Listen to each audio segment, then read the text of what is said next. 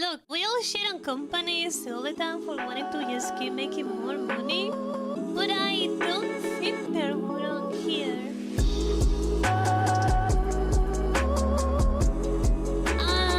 The judge ruled against Valve. I don't know what happened. Sponsored by Bad. Squarespace. Okay, welcome back to the news, everybody. Today, it's fairly important. We've got to dive deep into Valve. So, a judge has just made a decision that opens Valve up to a truly humongous liability.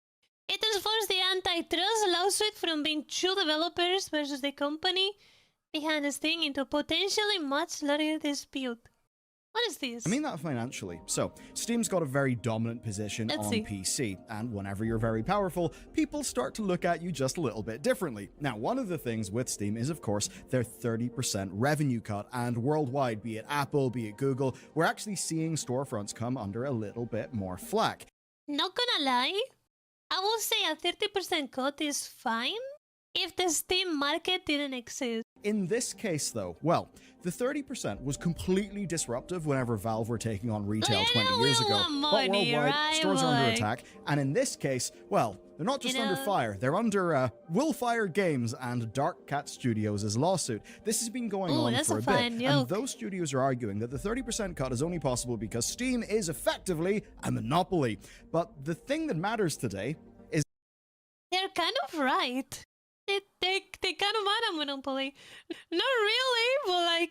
Their case just got bigger. That's because a judge has just granted class action status to it. And that actually means that every single US developer, publisher, whatever, who's paid Steam since 2017 could get a piece of the pie, right?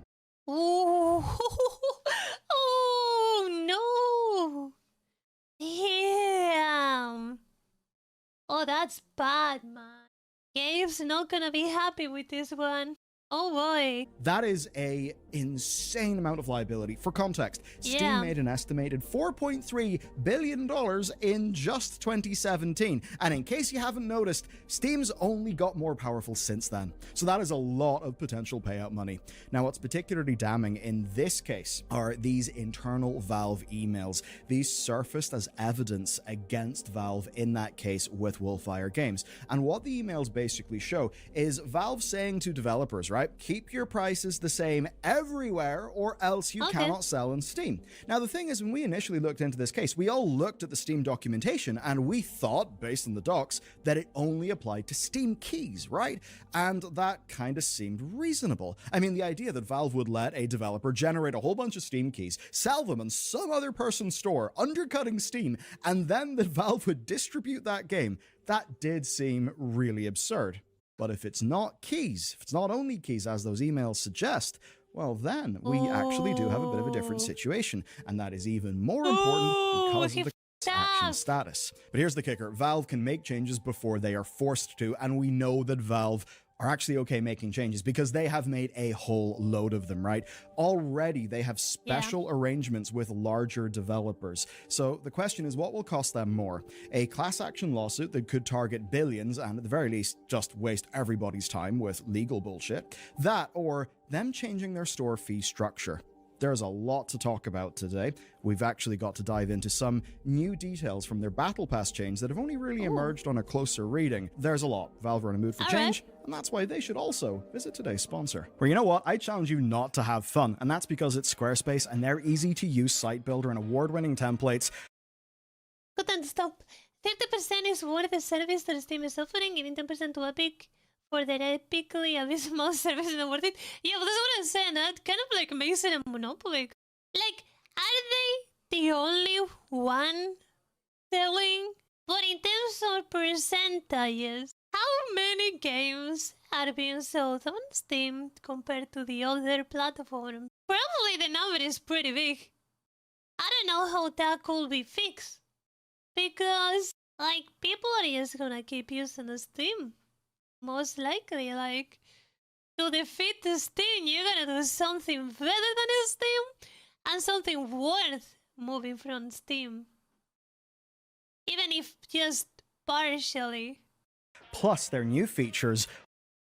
I don't believe you get the Steam sellers baked into that 30%. If you do, I say that 30% even more reasonable. Yeah. That will make a whole lot of sense. I believe Steam is forced to drop the same price everywhere. That could bring some people to other platforms. I want to see how that goes. Honestly, they just make it feel like you're building your website, but it's like the fun of building a Lego kit or something. It's so good. So they've got this overarching set of features called Design Intelligence, and that's their mix of tools that are all about helping you access their 20 years of design experience. And it starts off with Blueprint AI. So what you do is you just answer some questions, and then they actually walk you through an interactive design system to build your own template. As an example, when I was younger and starting off, I didn't really know what a good font looked like. I didn't really understand color theory. I never learned those things. Squarespace actually helped to teach me those things. It's all curated and designed so that you can basically get the aesthetic that you want. No, not AI, you my this can't be happening. What the man? Everything will be cohesive and it will look pro. It's fun because it's actually something where you get into flow state and you start learning. So from there, of course, you can iterate on your copy and your content. It's all seamlessly integrated. And if you've been overwhelmed building a web presence in the past, or you just want to quickly start and have all your bases covered, they are made for you. And what's amazing is their core platform is always growing as well. They have now got native video support. And that means that you can have a gorgeous video player, you can have a video something we have since 2010 probably, unless gallery layout, and it's all interoperable with their e-commerce tools. So look, whenever I first needed sites, Squarespace was my first port of call because they made it easy. Remember when you had to build your own website from like code by code? All you could do is just rent a server somewhere in Czechoslovakia. Those were the days. Squarespace user and customer before they even got in contact with us. So you can get started today at squarespace.com/bellularnews, right?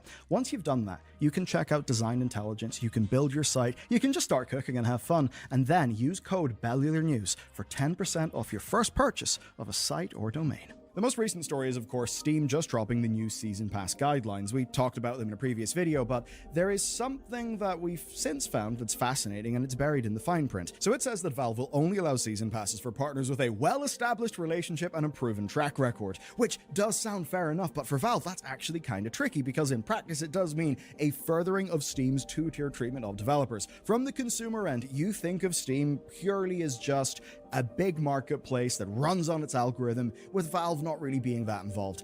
It is actually not like that. Valve have a lot of, they have one-on-one relationships with publishers of various different sizes. Now, this whole thing with the Season Passes was likely kicked off, at least we think, by Paradox Interactive. That's because they were just a really big example of screwing around with those Season Passes, mostly with City Skylines 2. So the question then is, City Skylines 2 violated those policies.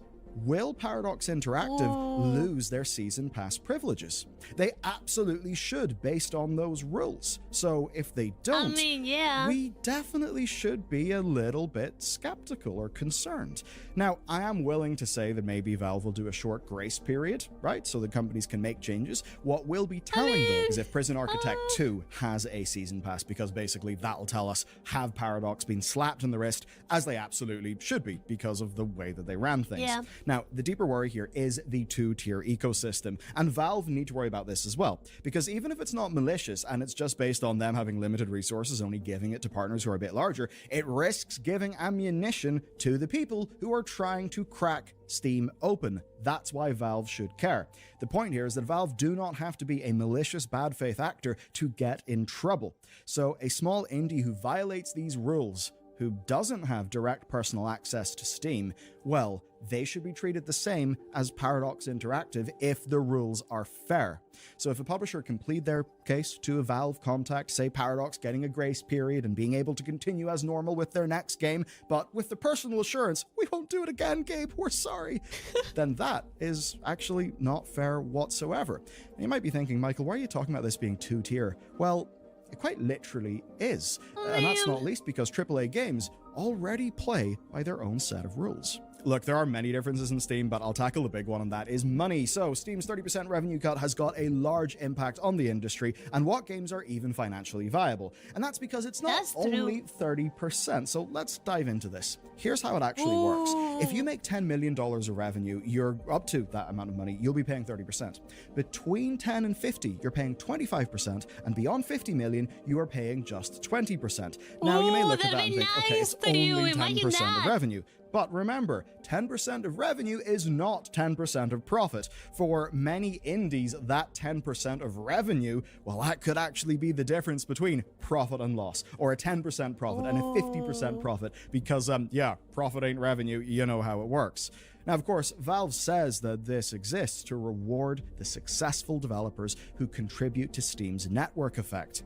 But let's try to do some maths here. Not all games are the same, and I don't know about you, but I'm tired of it all being the $70 AAA games that dominate everything. So for a $20 indie game, you need 500,000 sales just to start seeing the 25% rate. Meanwhile, if you're doing Call of Duty at $70, $70 minimum, that's like what, 143k sales? Very easy. So you can see the problem here. This tiered system that they are running with the payment split heavily favors the big publishers who...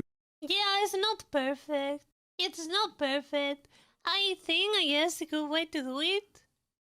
That's not really a good way to do it, but like the gist of it will be to favor smaller companies.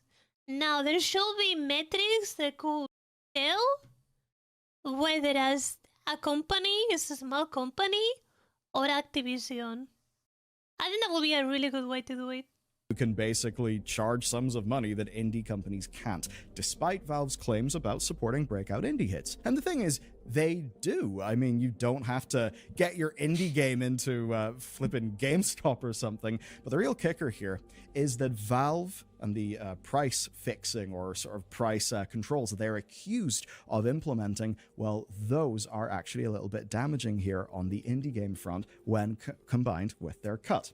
And that's really a lot of what the Wolfire Games lawsuit is about. So if you want to sell your game cheaper elsewhere, say a DRM-free version that, is not a Steam key, maybe it's on your own website and it's just via Stripe. And you're basically saying, hey fans, you can buy our game, the money will go straight to us, and it's the biggest way that you can contribute to us being able to make more games. Do you know the best way to contribute to my own wallet is through straight donations on PayPal? Well, it's kind of the same here. Well, that would actually get you kicked off Steam per their rules as expressed in those emails presented in that court case. And then there's the bigger fact that Steam is so large that you need to be there, right? You literally are not going to be financially viable if you are not on Steam. Unless you're downless and you got sold to a cryptocurrency company, then not even Steam is going to save you, as we saw yesterday. Now, that's not because Gabe set out to make an illegal monopoly and, Gabe... Yeah, that's what I was saying. That's what I said in the beginning. They didn't mean to make a company. It's just that it's so good.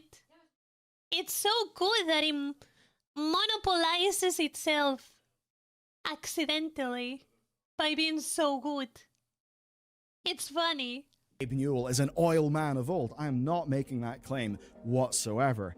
It's just that Steam is actually such a good product that you cannot ship without using it if you want to be financially viable in the industry. And that is what will make a regulator think, we should take a look at this.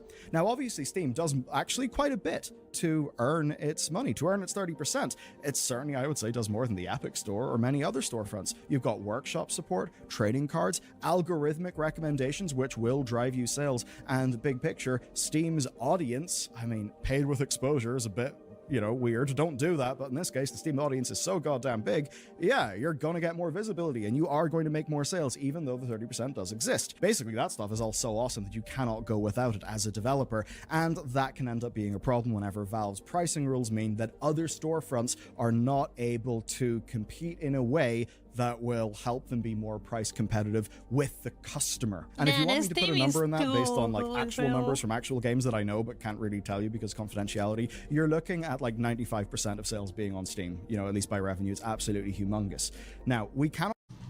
Thank you for reminding enemy. At the environment that some of these changes happened in. As an example, it used to be 30% for everybody, but then Valve introduced new pricing structures just before Epic Games launched their 12% cut, which led to one hilariously fiery email from Tim Sweeney where he basically was like, "You assholes are trying to be the good guy with your 20% off, blah, blah, blah, look what we're doing." It was a really good Tim email. He's a funny guy. Anyway, you and I felt the sting of Epic Game exclusives because it meant that we couldn't get games on the platform that we actually liked using. But what actually could spook Valve was not the Epic Game exclusives, because Valve knows their power. What could spook Valve is losing the AAAs, and by making that change, going down to the 20% cut for AAAs, they shored up their AAA position. And as any AAA who decided to leave Steam would find out, you can't not be on Steam, even if you have a AAA marketing budget. Now, the PC gaming landscape has shifted dramatically, and for so many of us, it's actually way better as consumers. Every major publisher is flocking to Steam. Ubisoft, EA, Square Enix, even the console giants. Yeah. When both Xbox and PlayStation are publishing first parties on Steam, you know that something has changed. Now, there are holdouts, right? Rockstar stands apart, but they're making Grand Theft Auto. They can basically do whatever they want. There are a few others. There's Battle.net, there's Hoyoverse, there's Riot, but fundamentally PC is Steam. And even when the most powerful players in the industry feel like they have got to go to Steam, again, if you're a regulator, you're going to look at that and have a bit of a think to yourself. So I was about to say, you know, one way that you could literally say Steam was monopolizing? If you had to use Steam. With this, it's no surprise that the indies are actually suffering here, because Steam is not as indie a place as it used to be. Maybe Steam has to be a separate thing from Valve. Isn't it already? So like I see Valve as a company that makes games, and I see Steam as the company that holds the platform. I would think they're not, but I can't say. I don't know. Remember when Steam sales could like fund a small... They're trying to separate Google and Chrome? Yeah, I don't know. I don't know. I don't know. Studio for a year fairly easily. That's less the case. So here is a assessment from Mike Rose. Mike Rose runs an indie publisher. Here's a quote from him. "When the Steam summer sale happens, it's absolutely AAA all the way down that have paid for those slots. It used to be the summer sale would make us a year of burn rate. Now it's a nice little spike." And from actual data that I can see, yes, I do actually think that Mike Rose is right there. It certainly squares with numbers that I've seen from games on Steam. Now, the 2023 top sellers actually tell this story. There is good news. Breakout hits. We have Sons of the Forest. We have Lethal Company. But those are the exceptions. It is a sea of AAA dominance. Mike Rose's analysis puts like half of Steam revenue coming from the top 1% of games. So when the maths works out that well for Valve, why would they change? And that's where it's interesting. No, it's just... Look. We all shit on companies all the time for wanting to just keep making more money. But I don't think they're wrong here. They just want to make more money. Everybody praises Steam as an indie platform. It But has I don't got think a they're great many making strengths. anything But with illegal. numbers like these, should we not be asking for more? I actually think we should, especially because they are dominant. And taking a look at Apple, taking a look at Google, all the other stores that are having major international or, like EU or, American bodies bearing down on them, I think Steam better start making some moves quick. Yeah, because, like, that's the thing. Like, I don't think they're doing anything wrong, but it should be regulated, because even if they are not intending to be a monopoly, in the eyes of the consumer, they are a monopoly. Because everybody on PC just goes to Steam, like... It's that these 5 weird, rare people that go to X, Y, and Z. Everybody goes to Steam.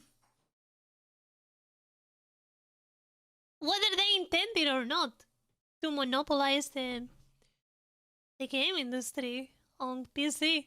It is what it is.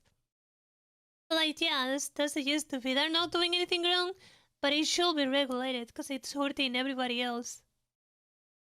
So that they're making changes that they have designed and not ones that regulators are strong-arming them to do. It's just really announcing funny, headlines. bro. It's just one of these, it's one of those things that is just so good, man.